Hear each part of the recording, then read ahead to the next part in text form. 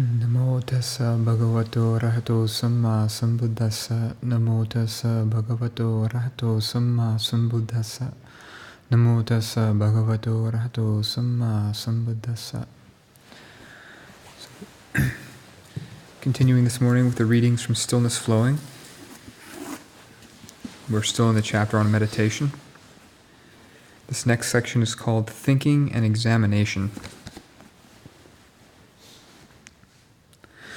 The common Thai word picharana can mean consider, reflect upon, contemplate, examine, or investigate, and is found extensively in the teachings of the Thai forest masters. On some occasions, Luang Por equated picharana with Dhammavichaya, the, quote, investigation of Dhamma that arises independence on mindfulness that constitutes the second of the 7 enlightenment factors, bodhanga. All Buddhists are encouraged to reflect on, or picharana, the truths of old age, sickness, death, and the inevitability of separation from all that is loved, and the law of kamma. By doing so again and again, these truths sink into the mind and become elements of the right view that must underlie effective meditation practice. Picharana is also used in the context of discursive meditation practices to mean the examination of a theme of Dhamma in a coherent and disciplined manner. Whereas the nature and role of picharana in discursive meditations is straightforward, meditators can often doubt the part it plays in developing insight into the 3 characteristics, which constitute the culmination of Buddhist meditation practices. What degree of intentionality was Luang Por advocating when he instructed his disciples to picharana the 3 characteristics?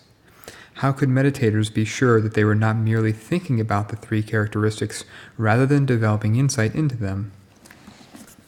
Quote, "It's a little bit hard to appreciate this because of its similarity to mental proliferation, and when thoughts arise you may assume that your mind is no longer calm. In fact, the thoughts and perceptions that occur at this time arise within the calm. Examination that takes place within the calm does not disturb it. Sometimes the body may be taken up for examination. That doesn't mean you start thinking or speculating. It's a process that occurs naturally in a state of calm. There is awareness within the calm, calm within the awareness. If it was merely mental proliferation, it would not be calm, it would be disturbing. This isn't proliferation. It is something that appears in the mind as a result of the calm and is called examination, picharana. Wisdom arises right here." End quote. Luang Por clarified this point in conversation with a visiting group of American Dhamma teachers. He said that ordinary thinking could be distinguished by the fact that, although it might remain focused on a topic, it was coarse and lacking in penetration. When the mind became calm, the examination, picharana, arose naturally as a kind of awareness that, while possessing some of the characteristics of thinking, was of a different order. Wise reflection on the 3 characteristics could be distinguished by the fact that it remained uncorrupted by mental proliferation, was always wholesome, and caused defilements to fade from the mind. Mere thinking, on the other hand, becomes absorbed by defilements and contributes to their increase. The examination that Luang Por was advocating was distinguished by the letting go of attachments. Quote, "Ordinary thinking has already been filtered out.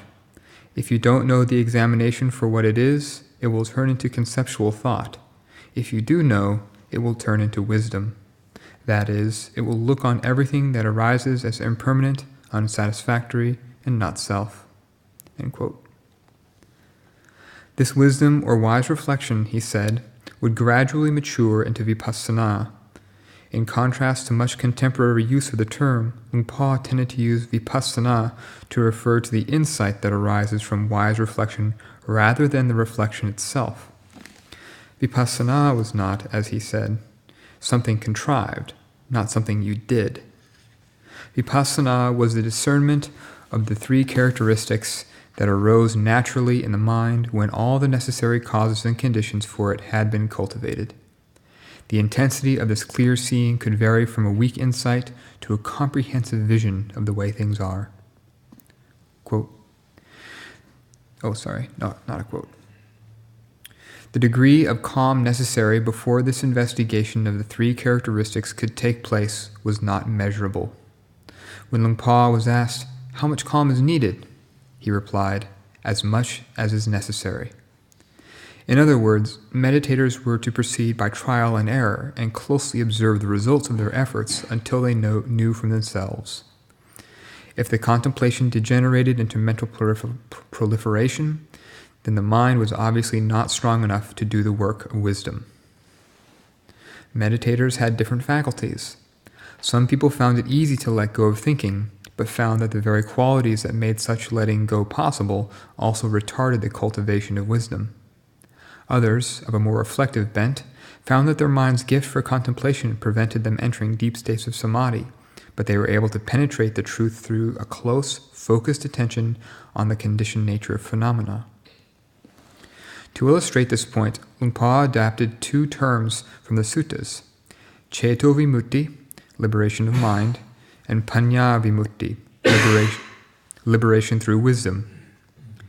He applied these terms to two paths of practice, one that emphasized the power of mind, i.e. samadhi, and the other that emphasized wisdom.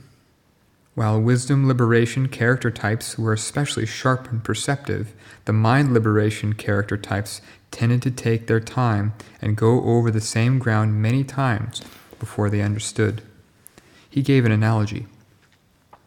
Quote, "It's like two people going to look at a cloth pattern for a few minutes. One of them understands the pattern immediately and can go away and reproduce it from memory. This is liberation through wisdom. The other person, the mind liberation character, has to sit and ponder on the details of the pattern and go back for further checks. With mind liberation, you have to work with the mind a fair amount. You have to develop quite a lot of samadhi. The first person doesn't need to do all that. He looks at the design, understands the principle, and then goes off and draws it himself.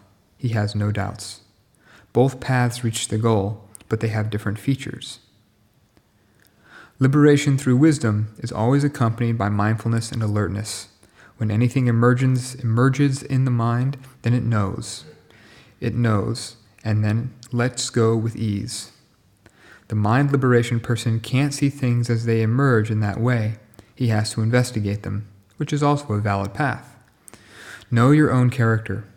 In the first case, some people may not realize that there is samadhi present.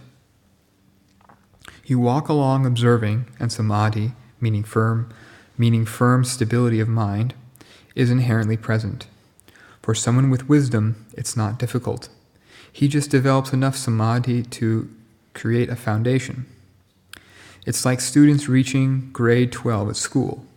Now they can choose which subject they want to specialize in. Whoever wants to go on to study agriculture does that, and so on. It is the point of separation. Samadhi is the same. It reaches its destination in this same way." End quote. The work of wisdom. If the mind was able to enter access samadhi, but consistently refused to go deeper, then the investigation of phenomena could begin. The theme that Luang Por would usually suggest to investigate at this point was the 32 parts of the body, or else the first 5, head hair, body hair, nails, teeth, and skin, or whichever part suits one. Quote, "In meditation, it's not necessary to visualize a lot of things. We visualize only things that will give rise to wisdom. We need to look from the top of the head right down to the soles of the feet, and from the soles of the feet up to the top of the head. What is this? How real is this? Why do people attach to it so tenaciously? Why are we so concerned about it? What's the reason? What does this body consist of? We investigate all these things until we see them in their true light as, quote, just that much. As soon as you see that, understand that, then the grasping onto things as, oh, I love this so much, or I hate it so much, withdrawals from the mind. End quote. Some meditators would find that the investigation of the body or the arising and passing away of the sense data would give rise to a rapture that would push the mind over the edge and into a state of lucid calm. The mind would then alternate between resting and recharging its powers in a lucid calm and doing the work of wisdom. A common anxiety was that the development of deep samadhi, the bliss and sense of completeness that would ensue, would be too absorbing to abandon in order to investigate the three characteristics. Luang Pa's answer was that it was indeed a genuine danger for meditators with a wrong view or who developed samadhi in an imbalanced way. However, when the time was ripe, and with the meditator's emphasis placed firmly on mindfulness and alertness, samadhi, if correctly developed, would turn naturally to the work of wisdom. Quote, "Look after what you've already developed and intensify your mindfulness. If you give more importance to mindfulness than to anything else, then you won't go wrong. It is the correct way to put forth effort. If your mindfulness is still not fully matured, you must try to increase it so that you have the measure of everything that occurs in your mind. Knowledge will arise whenever mindfulness becomes clear and bright, because wisdom depends on this ability to be aware of everything that passes through your mind. So that's it. If you have mindfulness, it will give birth to wisdom, and you will clearly see and understand. Without mindfulness, you don't know where your mind has gone. Develop as much mindfulness as you can. It is of immense value in upholding your awareness and maintaining it on the path of peace. Mindfulness is the Buddha himself supporting and cautioning us. We become Buddha-like when we have mindfulness, because the mind is awake, it knows, it sees and is restrained. Restraint and composure arise through mindfulness. Wherever defilements still lurk unseen, it's because the flaws in your mindfulness allow them to evade you. But whenever mindfulness becomes clear, then the mind and your wisdom become radiant. So don't make too much out of things. Don't attach to ideas of self and other. Just keep putting forth effort. My advice is to simply carry on like that, and as long as nothing comes up, then there's no need for any investigation. Carry on normally as if you were walking along a road or sweeping the house. When you're sweeping, you keep going without looking around at anything else. It's only if someone calls your name and you know that there's some business to be seen to that you look up. Without interruptions, you just carry on with your sweeping. Similarly, in meditation, only when something comes up should you investigate. Otherwise, merely contemplate your present experience. Simply maintain the mindfulness to be aware of that. If nothing comes up, then rest at ease. But that doesn't mean just letting things go their way and ignoring them. There is care and attention. You're aware of whatever passes through the mind, but you don't need a lot of investigation. When something impinges on the sense doors and in turn impinges on the mind, then keep watch on it. If you don't lose sight of it, you'll see it as, quote, just that much. And then you can return to where you were. Don't run away from that place because, if you do, before long you'll find yourself carried off to heaven and hell. Be careful. End quote. Luang Pa illustrated this point with a simile. Meditators should be like a spider at the center of its web. The spider remains still and wakeful until an insect gets caught in the web. It then darts out, deals with the insect, and returns to its still space. One common view of meditation practice is that the deeper levels of samadhi are unnecessary for liberation, that momentary samadhi provides a sufficient base for the development of vipassana. When asked about this on one occasion, Luang Pa replied with an analogy. You have to walk all the way to Bangkok, quote, you have to walk all the way to Bangkok so that you know what Bangkok is like. Don't just go as far as Korat. That's a city halfway between Ubon and Bangkok. Even if you're going to go and live in Korat, go on to Bangkok. Then you'll understand exactly how developed Korat is. Go all the way to Bangkok, and you'll have passed through Ubon, Korat, and Bangkok. So, with samadhi, if your mind will go all the way, then let it, so that it can know the whole samadhi lineage. Access samadhi is the same as only going as far as Korat. End quote.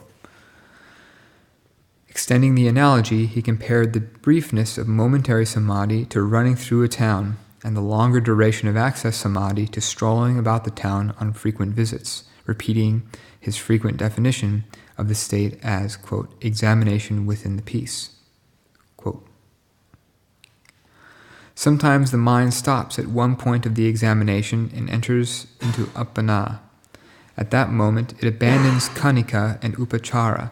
It abandons everything and goes deep inside, where it's released from all things. But if that appana develops from kanika and upachara samadhi, you have to pass through them first, otherwise you won't reach it. End quote. Although Luang Por occasionally made use of polytechnical terms, it was not his preferred way of talking about the mind. On being asked how a meditator should assess what level of samadhi had been reached, he replied that it was better to simply be aware of the state of mind itself without reaching for its Pali title. Quote, whatever level it is, the clear awareness that your mind is in a state of lucid calm will suffice. Clearly see that the mind has truly stopped. Are you confident that the mind is pure and bright? You have to be your own guarantor of that. With such awareness, you don't have to worry about whether it's appana or kanika or whatever. Don't bother with all of that. It's a waste of time. It's better to simply look at your mind and the truth of what you see. End quote. Samatha and Vipassana. In the Theravada tradition, most of the discourse concerning the two chief aspects of Buddhist meditation practice, the calming of the mind and the cultivation of wisdom, has revolved around the terms samatha and vipassana. Samatha means tranquility, serenity, or lucid calm. Vipassana literally means clear seeing and refers to the insight into the three characteristics of existence. Although the Buddha himself did not use these terms with any great frequency, they gained much prominence in the centuries following his death. Their meaning expanded to include not only the states themselves, but also the practices directly aimed at cultivating them. Focusing on a mantra, for example, came to be called a samatha practice, whereas investigating the impermanent nature of feelings, a vipassana practice. The two terms have long been the subject of scholarly controversy. Disagreements have tended to center on the relationship between the two. In particular, as mentioned in an earlier section, the extent to which the lucid calm of samatha must be developed before an authentic vipassana insight can occur. When referring to these terms, Luang Por would speak of them as two aspects of practice that were developed in unison, rather than two separate entities. And there's a note. Generally, Luang Por would use samatha and samadhi, vipassana and wisdom interchangeably. Just as an axe needed to be made with both sufficient weight and sharpness to do its job, so the mind that could penetrate the truth of things needed both stability and discernment. Nevertheless, given that the focus in the early stages of practice is suppression of the hindrances and, in its culminating phase, insight into the nature of things, Luang Por recognized a shift of emphasis which he would characterize as an organic process of maturation. It occurred the way, he said, that an unripe mango became ripe, or a child became an adult. From one point of view, the adult might be seen as an altogether different person to the child, and from another, as an evolved version of the same person. In a similar but more earthly analogy, Luang Por compared the relationship to that between food and excrement. Luang Por also coined the terms pacification of mind and pacification of defilements to clarify his view of the necessary relationship between samatha and vipassana. Quote, when we develop samadhi, we pacify the mind, but the life of the pacified mind is short. Because it can't withstand a lot of things going on, it lacks true ease. You can go to a quiet place and pacify your mind, but the defilements are still there. They haven't been pacified. This is where the distinction can be made. The pacification of the mind and the pacification of the defilements are two different things. The mind can become peaceful easily enough when there are few disturbances, but if it feels some kind of threat, then it can't. There's something still there. You can't let go. You can't put it down. End quote. Meditators who took refuge in refined states of mind and feared anything that might disturb the bliss of their samadhi tended to become trapped in doomed attempts to manipulate conditions in order to maintain them. The boldness required to look closely at forms, sounds, odors, tastes, tangible objects, and mental states would be lacking in them, and their defilements left untouched. In contrast, meditators, at peace after a training in which the calming and wisdom elements had been developed in tandem, would have no fear of sense contact as such and could let go of attachment at the moment of contact with great fluency. They created no owner of their experience. Luang Por said at this stage the practice was fitting to be called vipassana, clear seeing of things in their true light. Quote, these conventional expressions, samatha and vipassana, if you want to discuss them separately, you can. But if you want to talk about their relationship, then you have to say that they're inseparable. They're connected. A layperson once came and asked me if these days I was teaching people to practice samatha or vipassana. I said, I don't know. They're trained together. If you answer in terms of what actually happens in the mind, then you have to answer like that. Develop them simultaneously, because they are synonymous. If you develop samadhi without wisdom, it won't last long. End quote. In one of his most celebrated discourses, Luang Por captured this idea with a simile. Quote, wisdom is the movement of samadhi. It's like the phrase, still flowing water. The samatha and vipassana of someone who has developed right practice are in harmony and concord, and flow like a single stream of water. In the mind of the practitioner, it's as if still water is flowing. The peace of samadhi incorporates wisdom. There is sila, samadhi, and panya together. Wherever you sit, it is still and yet it flows. It is still flowing water. There is samadhi and panya, samatha and vipassana.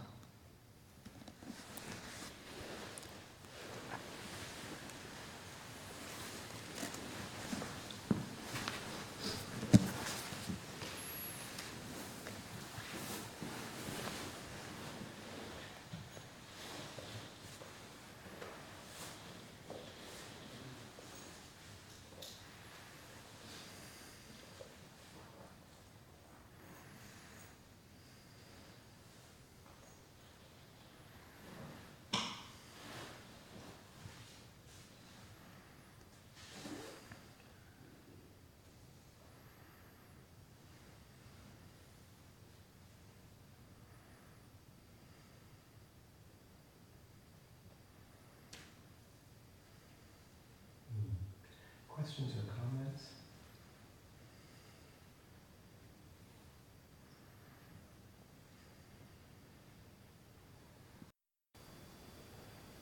Just the one thought that came up for me was just with all the use of these different terms like samatha vipassana and citta vimutti and panya vimutti and others like dry insight and wet insight and those kinds of distinctions. It's just sort of we get programmed to conceptualizing the path based on kind of how we were conditioned to hear those terms, use those terms, and there's a huge variety all the way from what strictly seems to be in the canon to the commentarial interpretations, to the people who interpret the commentaries, to the ways that, say, even Ajahn Chah picks up and uses the terms, sometimes in relation to how the commentary uses them, sometimes in more relation to the sutras, and obviously in his own experience and in his own words, and kind of merges and morphs with them depending on what he's trying to communicate. So just to, I think, for me anyway, the importance is kind of summed up in when he talks about they're really, they can't be separated. They're two aspects of the practice. They're two ends of the same stick. They grow and support each other. Wisdom helps support the development of samadhi, and vice versa. You need a little bit of calmness to pick up tools of investigation carefully, like, contemplating wholesome and unwholesome states of mind, or noticing the hindrances. You need some sort of sense of stability, a little bit of stability, and then you start to work with those hindrances or wholesome, unwholesome states of mind, and then more calm develops as a result. Then you use that calm and peace to go back and further investigate, and they just kind of work quite together to deepen the whole experience of a purity of mind that then much more naturally will, follow the impulses to release and relinquishment.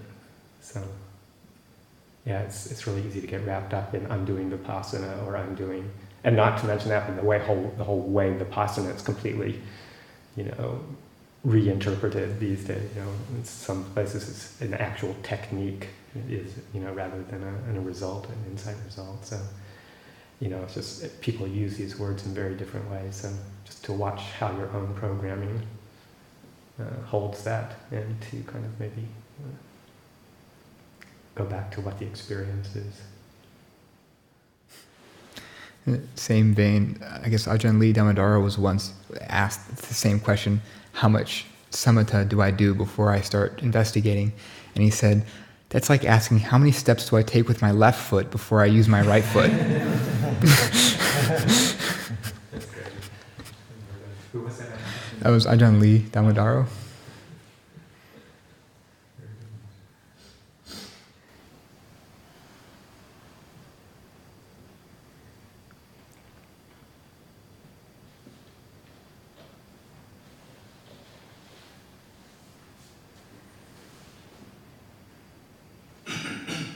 Okay, just also kind of a slight different issue is that there was a significant amount of nodding happening here this morning, and so just encourage people to do what needs to be done to keep a bright mind in practice and the balance of practice.